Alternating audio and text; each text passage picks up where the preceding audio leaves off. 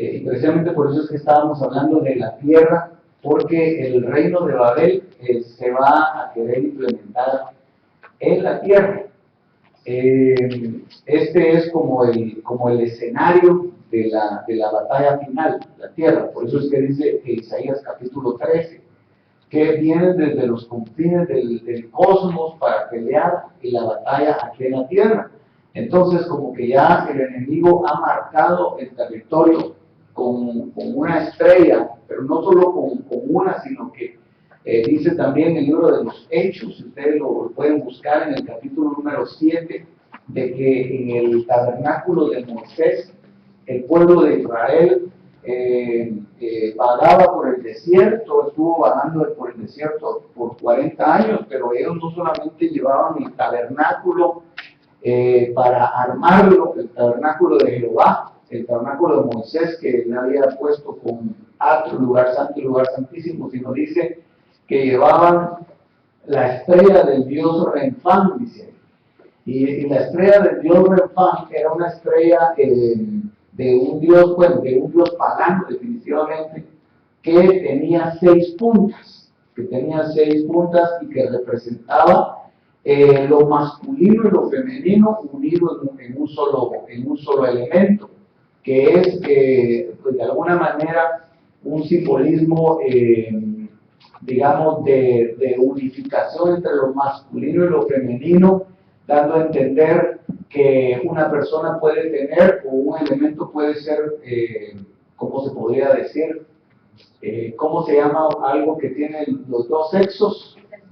Bisexual, que puede ser bisexual, ¿verdad? Puede utilizar como masculino como femenino. Entonces, esa era la función del dios Renfán, y también ellos llevaban el tabernáculo de Moloch. Eso está ahí en Hechos capítulo 7, en donde Esteban presenta su defensa. Entonces, ellos desde el enemigo siempre aprovechó todas las oportunidades para poner su estrella como marca dentro del pueblo de Dios y dentro de la creación de Dios. Por eso nosotros debemos de ser muy cuidadosos con la utilización de algunos símbolos, ¿verdad? Con la utilización de algunos símbolos debemos de ser bien precavidos y como usted bien hizo hoy, ¿verdad? Preguntar, ¿será que esta estrella es buena o esta estrella es mala? Generalmente los esotéricos dicen que cualquier símbolo que ellos realicen media vez no sea descubierto, tiene un poder implícito en él. Pero cuando el símbolo es descubierto, ese poder es anulado. Y esa era una de las cosas que platicábamos precisamente ayer con los pastores, que hay lugares en los que han sido marcados por el enemigo, digamos, yo sé que ustedes han visto en algunas películas de repente, ¿verdad? Donde hay una rueda y en medio hay una estrella de 5 puntas, ¿verdad? Y la utilizan con 5 candelas y, bueno, y un montón de cosas que hacen los satanistas, y que uno muchas veces imagínense que un lugar ha sido utilizado para ese tipo de hechicería o de brujería, ¿verdad? Más que satanismo sería eso, ¿verdad? Y que de repente queda marcado en el suelo, alguien viene y le pone encima una alfombra o le pone piso o qué sé yo, pero ahí quedó ese símbolo, quedó escondido. Y alguien viene después a querer orar o querer adorar ahí y dice, pero yo siento un estorbo aquí, como que me estuvieran viendo, ¿verdad? Como que algo no fluye en mi oración. Y puede ser que ese símbolo todavía tenga un poder oculto porque no ha sido ministrado, descubierto, ¿verdad? Entonces, cuando algo por el Espíritu es descubierto, entonces alguien puede llegar y decir, mire, yo siento de Dios que algo hay ahí, ¿verdad? Algo hay ahí. Y hay gente que sí, Dios le revela en sueños, o Dios le revela. Mi hermano estaba hablando ahorita en el break, de que en un sueño Dios le reveló que algo que él tenía era malo, y él lo fatigaron, y se acabaron los sueños malos, ¿verdad? Entonces, así, hermano, muchas veces nosotros tenemos batallas que no sabemos por qué las estamos librando, porque hay símbolos que están ocultos. Hay cosas que tienen poder mientras no se descubren. Entonces, ¿qué es lo que nosotros tenemos que hacer? Pues batallar, ¿verdad? Batallar. Y por eso dice el libro de Jueces, ¿verdad? Que las estrellas pelearon en sus órbitas contra los enemigos de Dios, contra Císara, ¿verdad? Y entonces, y Dios dio la estrategia, porque ¿cómo fue que destruyeron a Císara? Lo agarraron con una estaca y le metieron la estaca en la cabeza, ¿verdad? Con un martillo, con un mazo le dieron, y ahí se acabó Císara y se acabó el enemigo de Israel. Entonces, es una pelea de estrellas. Aún, digamos, cuando nosotros vemos cómo los magos fueron guiados por la estrella, estos magos, no crean ustedes que eran gente inculta, ¿verdad? Sino que dice la Biblia que ellos en algún pasaje en el libro de Mateo capítulo 2 lo traducen como magos. Pero la palabra magos en el griego es la palabra magos, que al español se puede traducir también como científico. Se puede traducir también, ¿cómo lo traducen? Como sabios. Como, sí, eran astrónomos, ¿verdad? Exactamente. Entonces eso nos dice a nosotros que ellos estaban observando los cielos y estaban esperando la estrella. Pero ¿cuál estrella estaban esperando? Ellos estaban esperando la estrella que había profetizado uno de sus profetas. Porque ¿quién era el que había profetizado la estrella que ellos siguieron? Sí saben de qué estoy hablando, ¿verdad?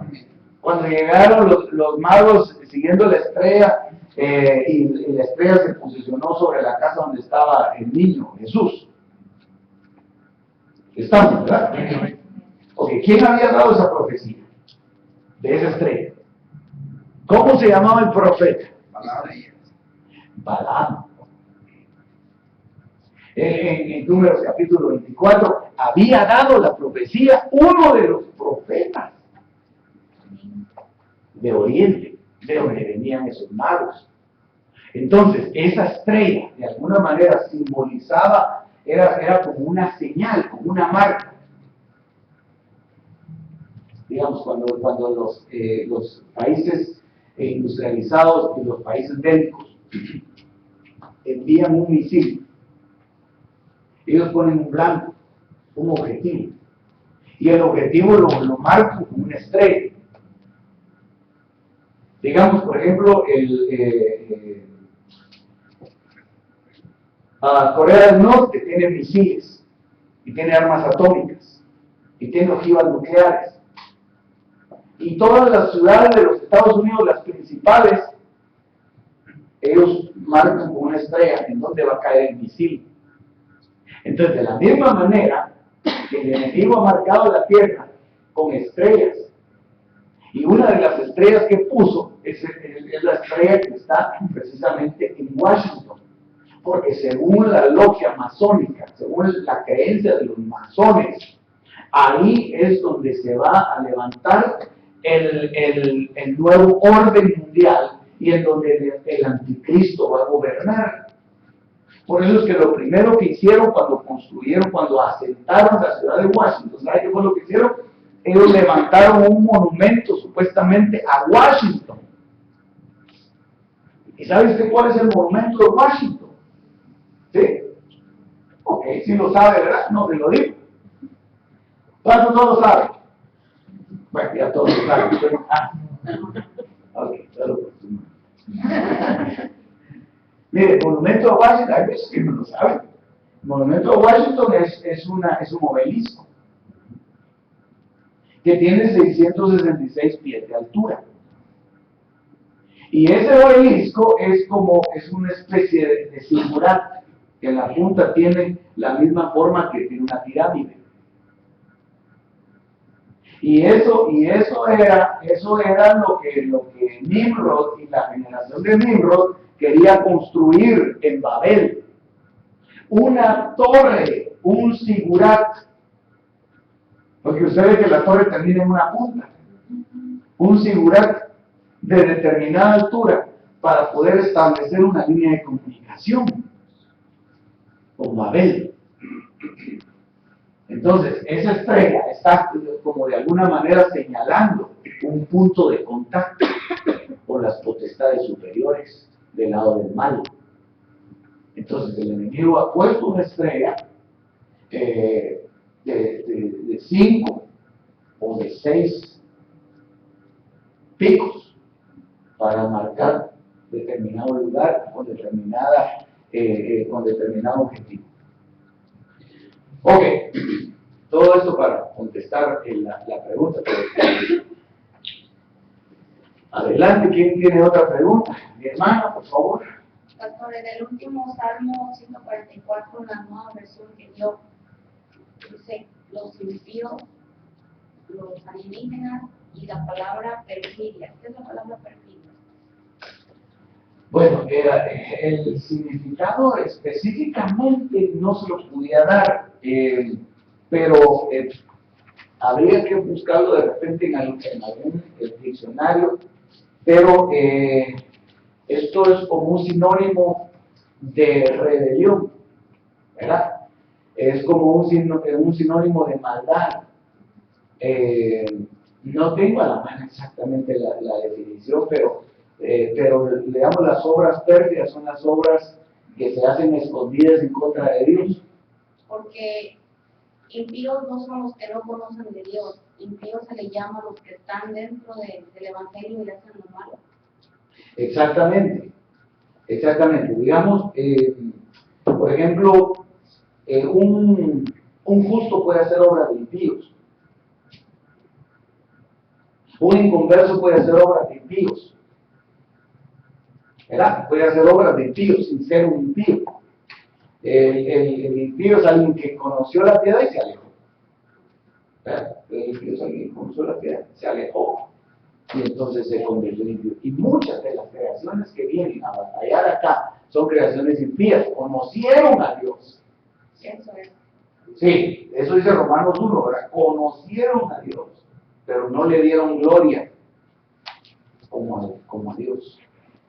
Entonces se alejaron, entonces dejaron por un lado la piedad y se dedicaron a cometer obras impías, o como dice ahí, ¿verdad? De perfil. Entonces ahí se está refiriendo a esa gente que ellos conocieron de Dios en el universo o en el otro cosmos que ahora vienen.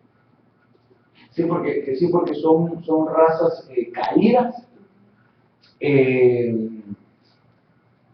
que siempre han estado, digamos, como opuestas a Dios, pero que no han todavía manifestado completamente. La palabra perfidia en la Real Academia Española, deslealtad, traición o quebrantamiento de la fe de vida.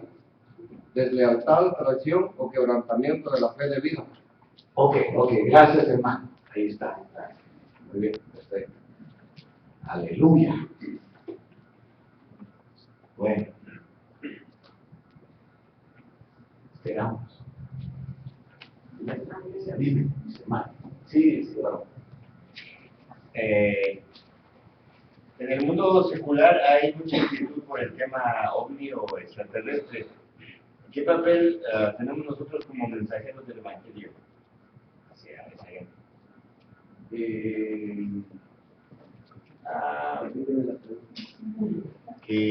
O sea, en el mundo secular hay toda esa inquietud de todo ese movimiento de los ovnis y todo eso. Muchas veces se nos aconseja que nosotros no toquemos esos puntos con ellos, los que no conocen a Cristo, el Evangelio. Pero nosotros, ¿qué papel tendríamos que hacer acerca de llevarles el Evangelio a esa gente, relacionándose con ese movimiento? Muchas veces quisiéramos explicarles, pero no tenemos palabras, los desconocemos. Sí. Sí, bueno, de hecho, lo que sucede, hermanos, si logro entender ahí, es que pues siempre el evangelio tradicional nos ha, digamos, a nosotros impedido el poder profundizar un poco más en esto, precisamente porque pues a veces está como muy limitado, ¿verdad? El pensamiento religioso. El pensamiento religioso dice que muchas cosas de las que sucedieron en el pasado no estamos nosotros capacitados para entenderlas, sino que el Evangelio debe ser, digamos, limitado a lo que entendemos, ¿verdad? Sin embargo, creo yo, hermano, que nosotros tendríamos como Iglesia de Cristo que dar respuesta a muchas de las cosas que el mundo no ha podido encontrar una respuesta y que están escritas en la palabra de Dios, ¿verdad? Una de las cosas sería, por ejemplo, ¿cuál es la edad de la Tierra? ¿Verdad? Ahí es donde los científicos se vuelven locos, digamos, diciendo que la edad de la Tierra es de millones de años y la religión dice no, que la Tierra tiene 8.000 años. Cuando nosotros vemos que se han encontrado fósiles de más de millones de años que están ahí, ¿verdad? Por ejemplo, digamos, una de las preguntas que podríamos hacernos es, ¿qué pasó con los dinosaurios? ¿Verdad? Y eso se lo preguntan a los cristianos a veces, ¿verdad? Mire, ¿y los dinosaurios existieron usted? ¿Verdad? Entonces, la religión tradicional diría, pues mire, la verdad es que esas son historias que se han inventado los científicos y dicen un montón de cuestiones, pero la Biblia dice en Génesis capítulo número 1, creo que el verso 20 dice que el Señor creó los grandes dragones, y está hablando de que, bueno, los dragones ustedes saben cómo son, ¿verdad? Entonces yo le pondría un símbolo de interrogación. ¿No serán estos los dinosaurios que hablan los museos y los egipcios? Ahí podría estar una respuesta. Ahora, ¿qué pasó con ellos? Entonces, porque ahí viene la segunda pregunta, ¿verdad? Si existieron los dinosaurios, ¿qué pasó con ellos? Entonces tendríamos nosotros que entrar a analizar, digamos, que han habido varios cataclismos en la tierra y no solamente el diluvio de Noé. Por ejemplo, entre Génesis 1.1 y Génesis 1.2 hubo un cataclismo y hubo una destrucción. Entre Génesis 2.4 y Génesis 2.5 hubo un cataclismo y una destrucción. O sea, ahí por lo menos llevamos dos destrucciones completas. En donde dice Isaías 14 que se destruyeron las ciudades. Es decir, que en Génesis 1 ya había ciudades. ¿Y qué se hicieron esas ciudades? Digamos, ¿de dónde tomó su esposa Caín? ¿O de dónde tomó su esposa Set? Esa es una respuesta que habría que plantearse a los religiosos y esperar que nos contesten con algo, ¿verdad? Pero lo que diría yo es que a la gente inconversa habría que hablarle con las evidencias que nosotros tenemos en la palabra, ¿verdad? Por ejemplo, el Salmo 144 que leímos, pues es muy claro. Lo otro es que la Biblia dice que el Señor dijo, mi reino no es de esta tierra, mi reino no es de este mundo, es decir, y nosotros tampoco somos del mundo. Entonces, de alguna manera, nosotros también somos extraterrestres, porque todo lo que es fuera de la tierra es extraterrestre. Entonces, nosotros venimos de más allá.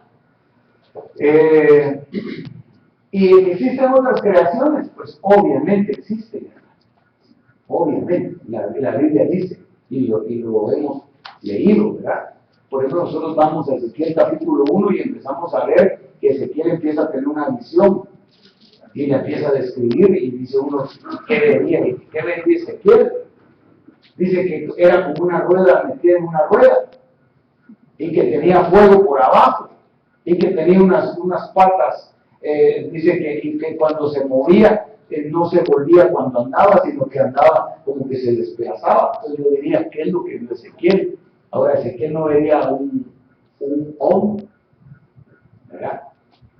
Entonces, esas son las cosas que hay que ver y que hay que analizar, pero yo creo que sí tendríamos nosotros que tener los elementos para poder contestar esas preguntas, hermano. Lo que recogió también Elías, en Segundo de Reyes 2:11 también menciona un carro de fuego. Exacto, porque dice que apareció un carro de fuego y Elías fue arrebatado en un torbellino, ¿verdad? Ok, bueno, otra pregunta, hermano, llevamos ya algunos minutos, ¿sí, varón? Una cosa, pastor. Cerro de la Estrella de Washington. Una de las puntas está ubicado, digo, en el Pentágono, Capitolio, y más enfrente está el Central Amazónica. Ahora, los 4 puntos son tomados ya por la Central Amazónica o son puntos específicos donde ya comenzaron a trabajar ellos. Sí, básicamente, hermano, digamos, como está el esquema y el diagrama, es que en esos puntos se ubican diferentes, ¿cómo es que hay? Lástima que no tengo ahorita o de repente aquí lo tengo, ¿verdad? Voy a ver si está por aquí. Ok, aquí está.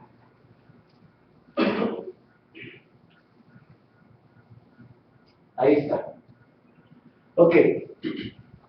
Esos puntos, si tú ves, al final hay como unas, ¿qué se podría decir? Como unas rueditas, ¿verdad?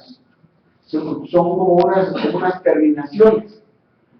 Si tú te vas a un mapa, vas a encontrar que cada una de esas terminaciones, ahí confluyen 6 calles, ¿verdad? Pero son solo 3. Entonces, como que esos puntos fueron específicamente diseñados para señalar el 676, ¿verdad? Son 6, 6 y 6. Pero el diseño de esto, digamos, no sé si específicamente tiene una función cada uno de estos picos, pero el diseño de estos fue específicamente planificado para que confluyera en la central que es la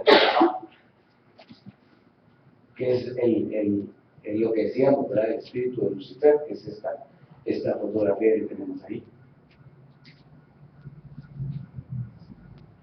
Tremendo este símbolo, quitémoslo que está ahí.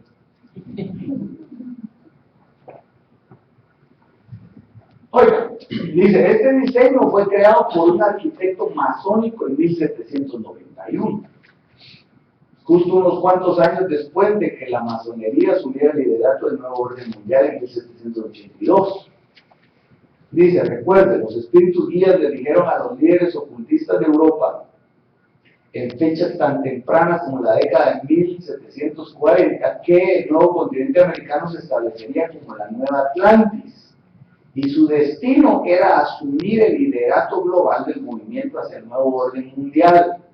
Desde el principio Estados Unidos fue escogido para liderar al mundo hacia este reino del anticristo y Washington DC sería su capital.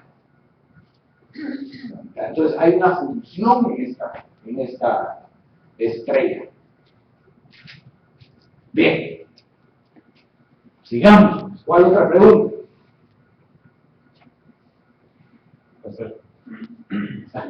Sí, adelante. Es un poquito difícil pues, de entender. Nosotros estamos viviendo en este país que ha sido de bendición. Y se dice que Estados Unidos toma un papel muy importante para apoyar a Israel. Entonces, Dios está trabajando, bueno, se lo dijo hace rato, ¿verdad? Que Dios tiene sus propias marcas con este país. Por su parte, Dios está trabajando de una manera para usarlo hacia el culmen de la historia del mundo. Sí, mira, una de las cosas que nosotros hemos visto es que Estados Unidos siempre le ha brindado su respaldo a Israel, siempre. Sin embargo, hermano, esto tal vez es un poquito difícil decirlo, ¿verdad? Pero Ahorita nosotros estamos viendo que con este actual gobierno, Estados Unidos le ha retirado mucho el apoyo a Israel. Y aún en la Organización de Naciones Unidas se ha puesto, digamos, a Israel, se le ha señalado a Israel como una sanción, porque ellos no quieren que la ONU, la Organización de Naciones Unidas, entre a revisar los arsenales militares que tiene Israel. Porque lo que la ONU quiere es que Israel se desarme. Porque dicen ellos, Israel tiene que botar las armas, porque si no va a seguir la guerra. Pero Israel dice, yo no boto las armas, porque si boto las armas, me matan. Porque ahí constantemente le están enviando misiles. Entonces ellos dicen, ¿cómo voy a desarmarme? Entonces ahí es donde Estados Unidos y pues al frente nuestro presidente, ¿verdad? Que es el que está empujando más a que se le retire el respaldo que siempre Estados Unidos le ha dado a Israel. Entonces yo lo que creo es que va a llegar un momento en el cual Estados Unidos le va a quitar el respaldo completo a Israel. Se lo va a quitar y lo va a dejar a expensas. Entonces es donde se va a dar lo que está profetizado, de que Israel va a ser acorralado en su territorio y que todos van a irse en contra de Israel. Y es donde, bueno, pues Dios va a meter su mano, ¿verdad? Para librarlo, pero todos le van a quitar el respaldo a ese país. ¿Con qué propósito? Mira, hay una porción en el libro de Eclesiastés donde dice que hay tiempo para todo, Eclesiastés capítulo 3, ¿verdad? Y dice, hay tiempo de lanzar piedras y hay tiempo de recoger piedras. Entonces, si nosotros lo traducimos, digamos, al lenguaje, podríamos decirlo así, viéndolo en los términos escatológicos que estamos hablando, hay un tiempo para una diáspora. Diáspora es como una salida, digamos, una persecución, ¿verdad? El regarse por todos lados, una diáspora. Y hay un tiempo para una aliyá, que es un regreso, un juntarse.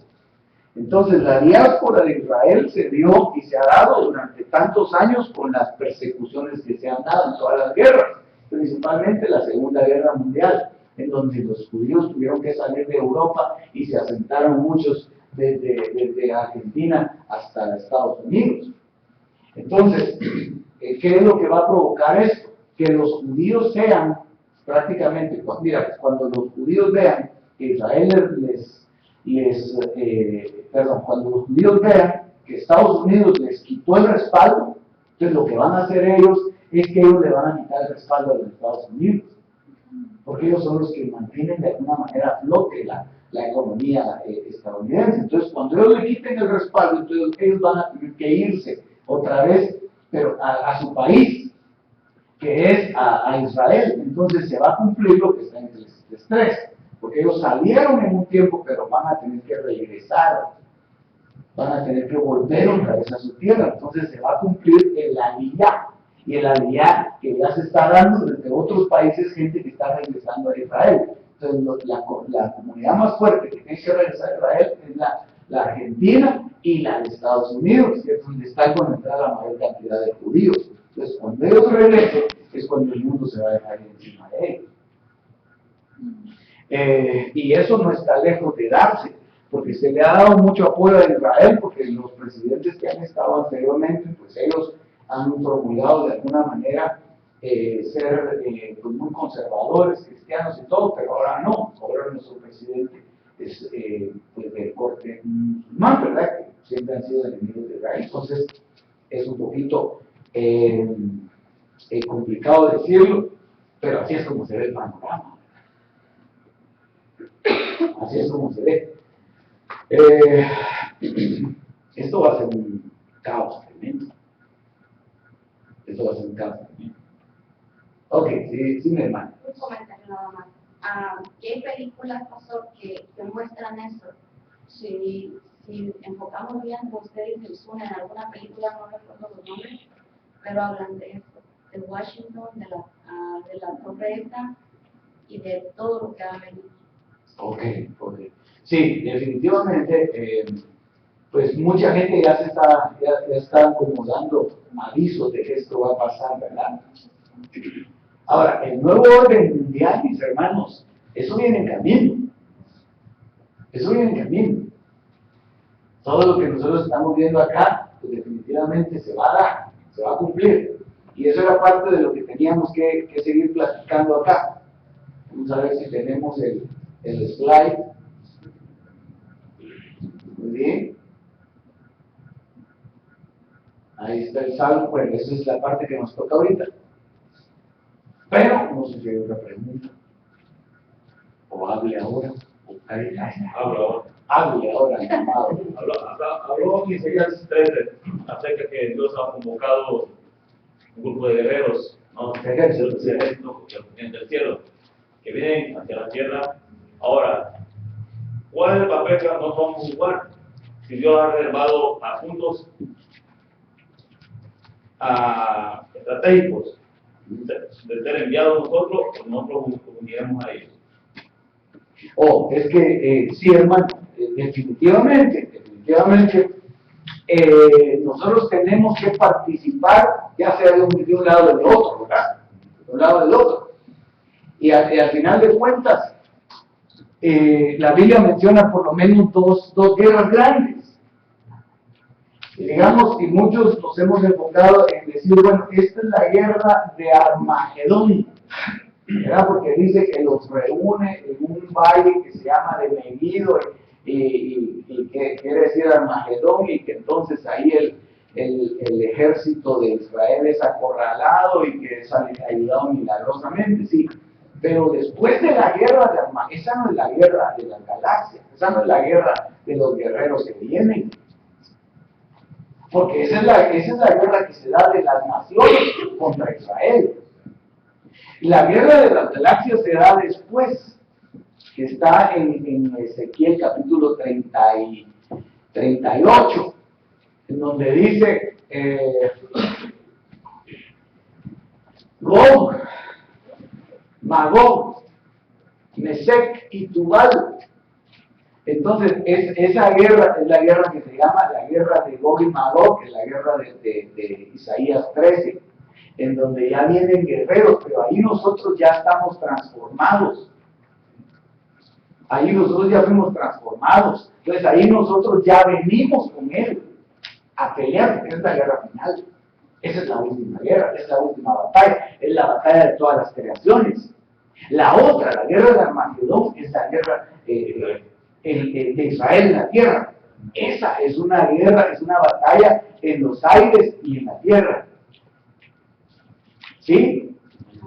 La guerra de Gog y Magog, que se da, la guerra de Gog y Magog se da inmediatamente antes del juicio del trono blanco, en donde se levantan los muertos, donde el mar entrega sus muertos, y donde la muerte entrega los muertos, y donde todos son presentados delante del ¿cómo se llama? El tribunal del trono blanco, que ya lo dije. Y entonces ahí pues ya se les da su sentencia. A nosotros ya nos dieron nuestro galardón, a ellos se les da su sentencia, ¿verdad? Pero ya al final, las creaciones ahí van a ser todas juzgadas por Dios. No sé si quedó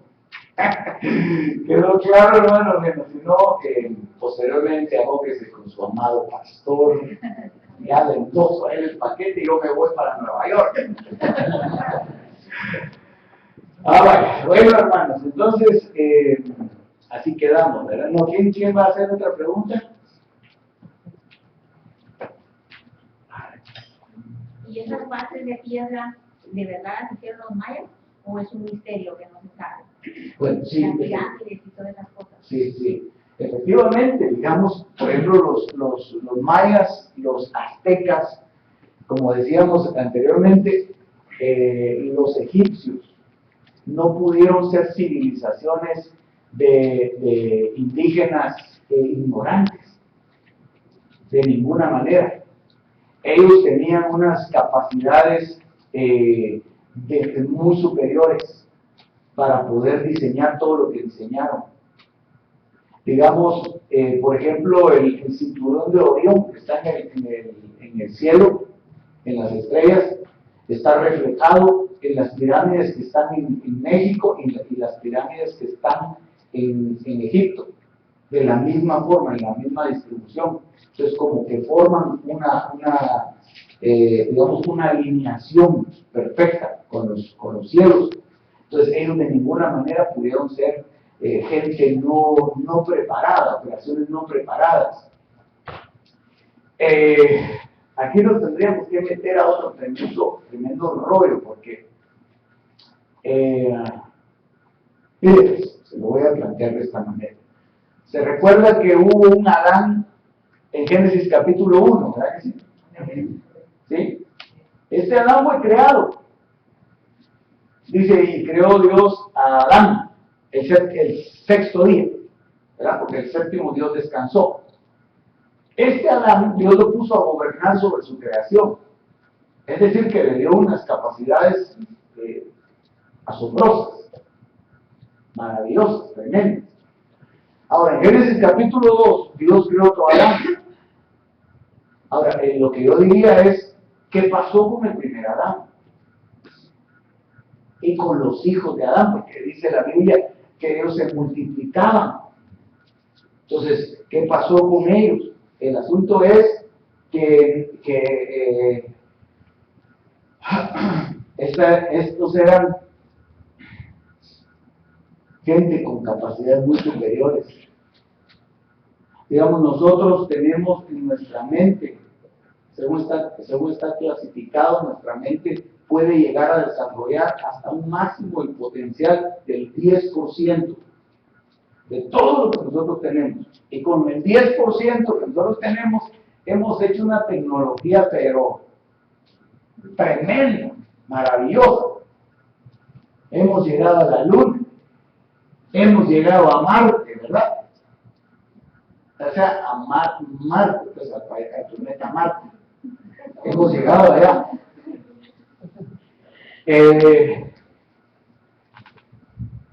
De hecho, el curioso que anda por allá tomando fotografías. O sea, eso lo hacemos con el menos del 10%. Ahora, ¿qué haría esta creación con todo el potencial, con el 100%? Entonces, creo yo que sí hay creaciones capacitadas que estuvieron muy bien enseñadas y muy bien dirigidas para poder construir semejantes observatorios. Porque, digamos, los mayas lo que tenían era unos observatorios. Ellos veían las cosechas, ellos veían los cambios de estación, ellos veían, digamos, el movimiento de los planetas, su calendario era extraordinario. Bueno, ellos hacían tantas cosas. Una de las cosas que hablábamos ayer con los pastores es que los mayas ellos no utilizaban la rueda. No sé si usted sabía eso, pero los mayas no utilizaron la rueda. Entonces, ¿cómo hacía para mover semejantes bloques de piedra? No tenían ruedas. Entonces, lo que dicen muchos, ¿verdad? Dicen por ahí, ¿verdad?, que ellos lo que hacían es que utilizaban una especie de levitación para mover esas masas de piedra. Ahora, ¿cómo harían, digamos, los incas para subir esos tremendos bloques de piedra hasta la montaña? ¿Cómo lo hacían? Que alguien me diga qué grúa utilizaban, ¿verdad? ¿Qué servicio de grúa utilizaban para subir esos tremendos bloques de piedra y pegarlos de una manera? Porque esos no tienen un pegamento, no tienen una mezcla, sino que ellos están solamente unidos, pero como que estuviéramos unidos piedra con piedra. En medio de cada juntura de piedra no se puede meter pero ni la aguja de una hoja de afeitar. Entonces, de esa manera construían ellos. ¿Cómo lo hacían? Entonces, si eran razas superiores en capacidades, con un objetivo específico. Un objetivo específico. Entonces aquí la pregunta que yo les haría es, ¿no sería esto como la preparación de un escenario para la implantación de un orden dentro de poco tiempo? Porque, digamos, todas las culturas se fueron desapareciendo una tras otra. Alrededor del año 800 y 900 de la era cristiana se desaparecieron esas culturas. ¿A dónde se fueron? ¿Qué se hicieron? ¿Verdad?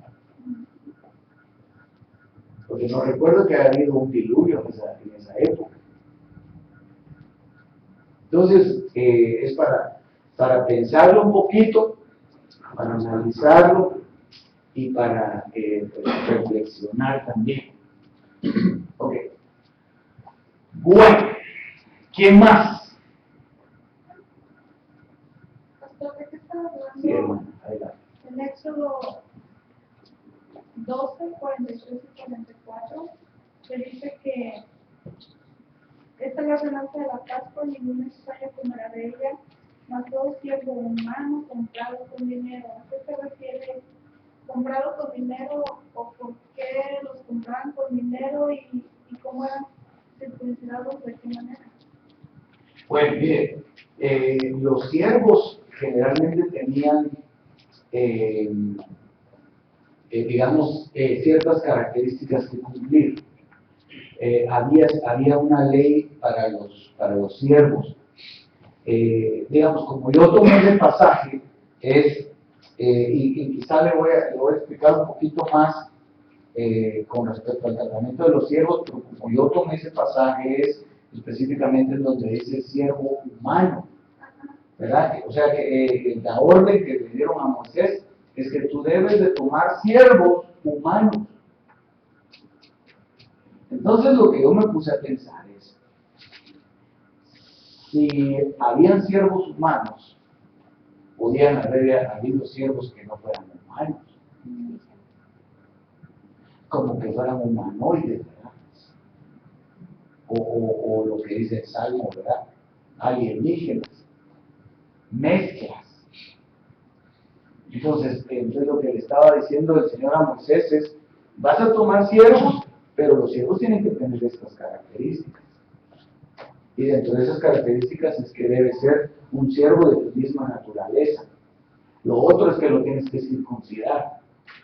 ¿Por qué? Porque si va a estar contigo, digamos, la circuncisión era una forma de identificación del pueblo de Dios y era un pacto. La circuncisión marcaba un pacto, ¿verdad? Entonces, y un pacto de muchas cosas, de fidelidad, pacto de amor, pacto de obediencia, etc. Entonces, había ciertas características que tenía que cumplir el siervo. Lo otro es que el pueblo de Israel estaba circunscrito, es decir, estaba limitado a que solamente tuviera relación con los propios, con su propia raza. Por eso el Señor le decía que si iba a escoger mujer que fuera de su misma tribu, que no iba a escoger de las naciones vecinas, aun cuando iban a pelear con naciones vecinas, el Señor les mandaba de que no tomaran nada de ahí, ¿verdad? Que destruyeran. Por ejemplo, por eso fue el pecado que cometió Saúl, porque le dijeron, ve, destruye a los amalecitas completamente, no te apiades de ellos, sean viejos, sean jóvenes, sean niños, sean mujeres, mátalos, ¿verdad? Porque de alguna manera ellos eran razas mezcladas, razas que se habían contaminado y que tenían ya esa genética cruzada. Por eso es que cuando el Señor escogió a Noé, lo vio perfecto en su genética, en su generación. Lo escogió perfecto, ¿verdad? Génesis capítulo 7. Ok. Bueno, empezamos entonces. Bueno, mira usted así, ¿no?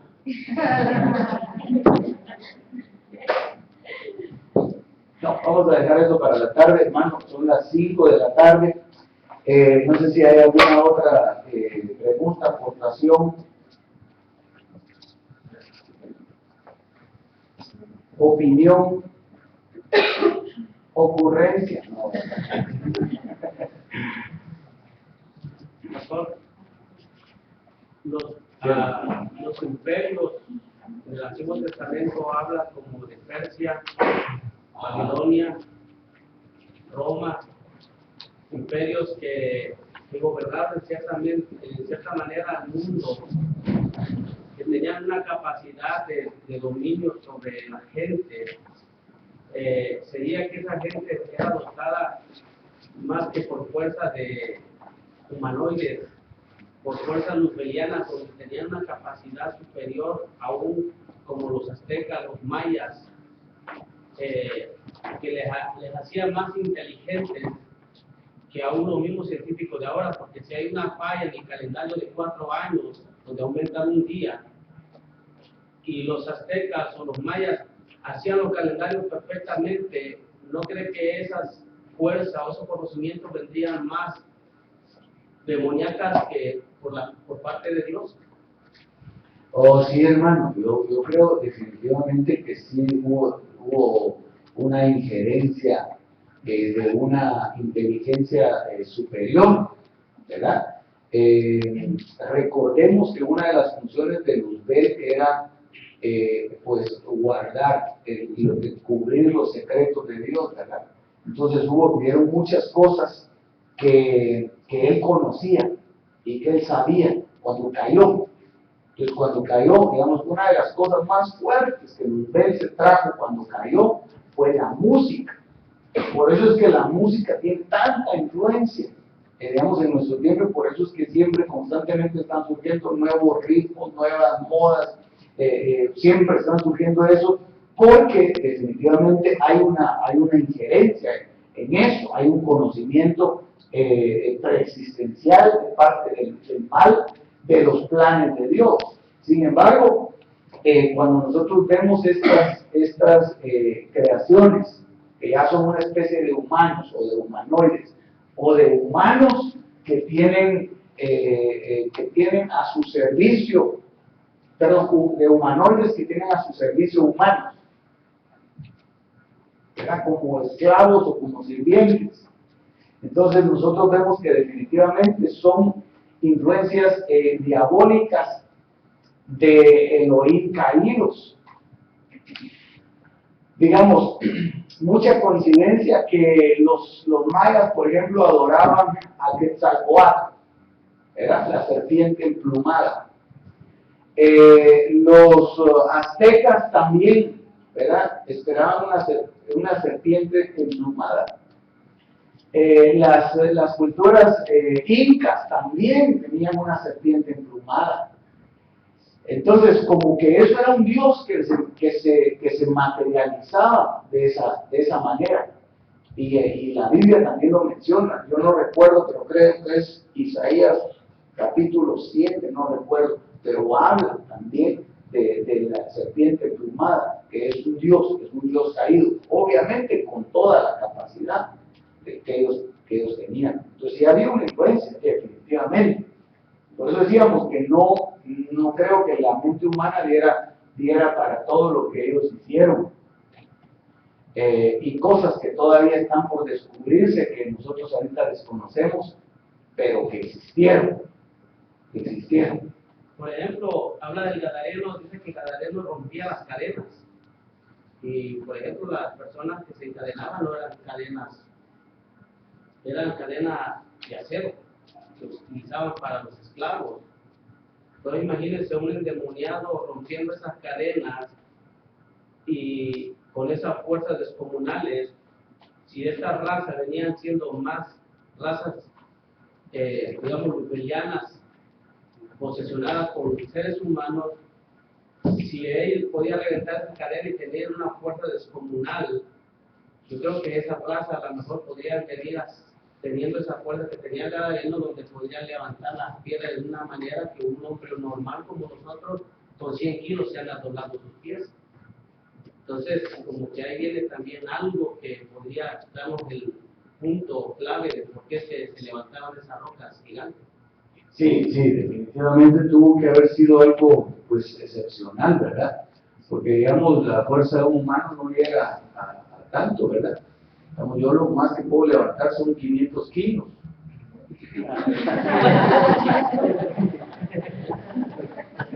Pero debajo del agua también, ¿verdad? No, es algo sobrenatural, definitivamente. O sea, no podría, mira, con el evangelio tradicional nosotros no tendríamos una respuesta para esto, ¿verdad? No habría una respuesta para explicar todo lo que vimos ahí, ¿verdad? Las líneas de Nazca, las pirámides de Egipto. O sea, no hay forma. Muchos dicen, no, es que las pirámides eran construidas por esclavos y eran como sarcófagos. Sí, pero no está comprobado, nunca se encontró una momia dentro de una pirámide. Las enterraban en otro lado. O sea, que no era un mausoleo, como ellos decían, ¿verdad? Hay una función, tenía una función, o sea, la alineación, su tamaño, todo. Entonces tuvo que haber sido con la ayuda de algo sobrenatural. Muy bien, mi hermano pastor, se nos fue el tiempo. Muy bien, se nos fue el tiempo, hermanos. Así que vamos a orar. El tiempo, entonces, para mi hermano pastor. Pues amados, tenemos un culto a las 7. Tenemos que ir a comer. Amén. Y volver al ratito. La programación así está, para que nos dé tiempo. Los de la alabanza se tienen que cambiar, amén, para venir a ministrar. Lo de ellos, pero valió la pena todo esto. Amén. Y así que ahora vamos a tomar un espacio para que salgan los alimentos. Creo que todos conocemos Joaquín y cada quien va a ir al lugar donde, amén, de su gusto, ¿verdad?, de su predilección.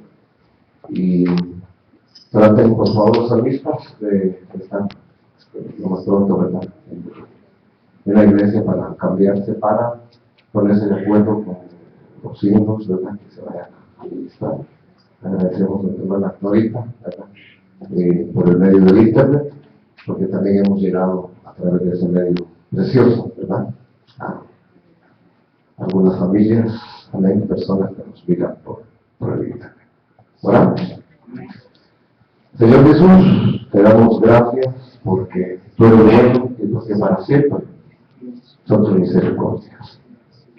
Ahora, Señor, nos despedimos, no de este lugar, porque hemos de volver pronto para tomar nuestros alimentos, para poder celebrar un culto general con la iglesia. Te pido en el nombre de Jesús que nos lleves con bien, oh Dios Santísimo, y podamos volver también con bien a esta casa de oración. Bendigo a mis hermanos por el nombre, Señor, en el nombre glorioso de nuestro Señor Jesucristo, y pedimos estar listos para el servicio de ruegos hoy. Te damos gracias hoy y siempre. Amén y amén. Así que, en familia, si quiere dejar algo, pues déjelo, no hay ningún problema. Eso sí, la iglesia va a quedar con llave.